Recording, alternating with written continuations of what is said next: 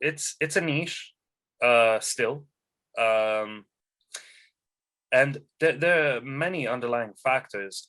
When 6 a.m. used to do their under construction night, that was more a techno orientated party. They had more than 1,000 people, most definitely.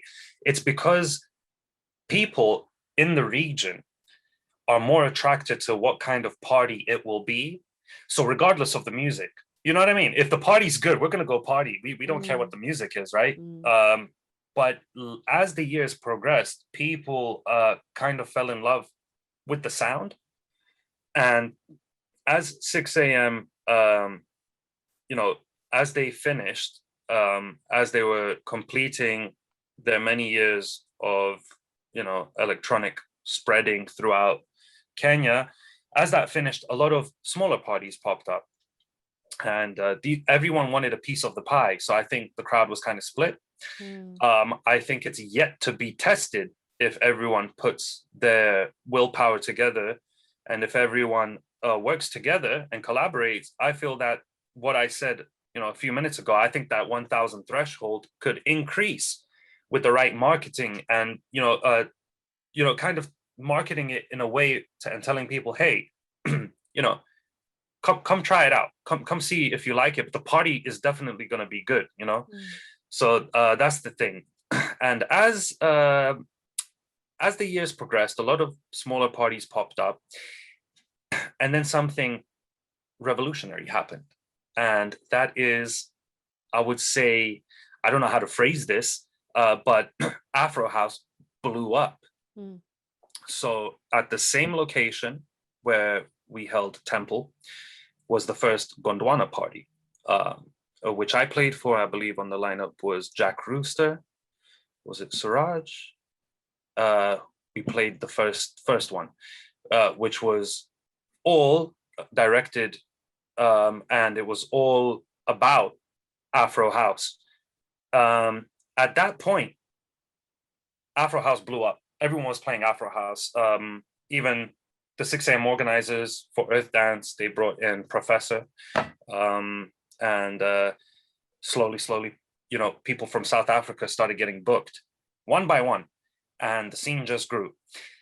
The thing about Afro House is you have Afro House. I'm not gonna now list a whole bunch of artists again, but people should know what I'm talking about, because now the main craze, the main trend is Amapiano.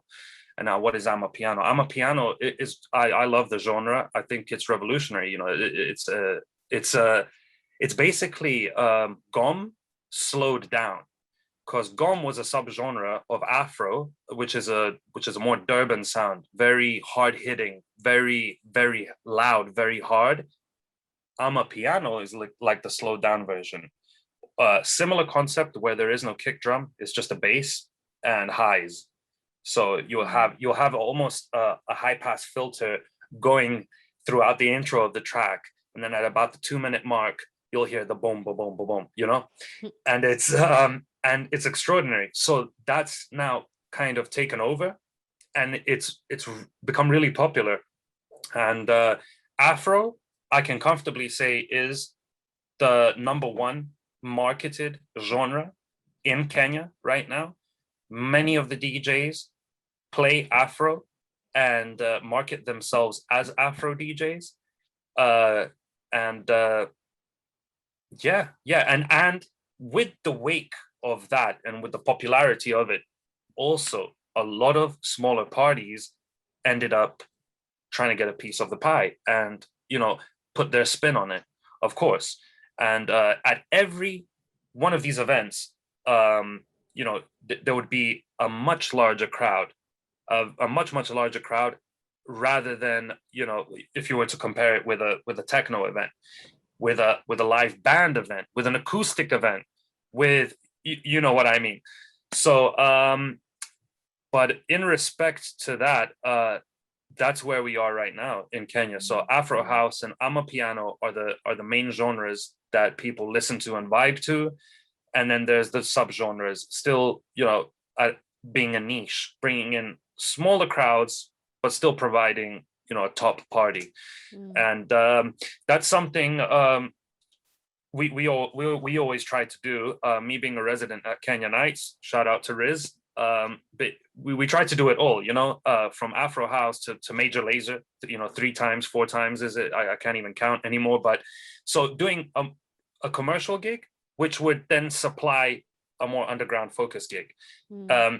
And a lot of people are probably wondering, oh man, probably watching this, but you just said Major Lazer, and then you're talking about techno and bringing this person.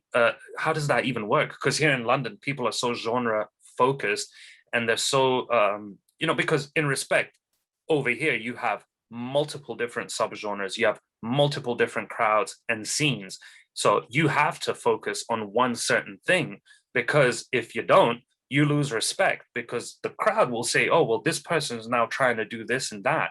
But in Kenya, what they don't realize is the larger shows, right, supply financially, marketing wise, pulling in that crowd. The larger shows supply the smaller shows. So if the fact that we were able to pull off Major Lazer, we were able to then book Rodriguez Jr. for a live show. We were then able to get Huxley to come down. We were then able to, you understand, so that's how it goes. Listen to more insights on the Mission Makers podcast through Apple, Spotify and YouTube.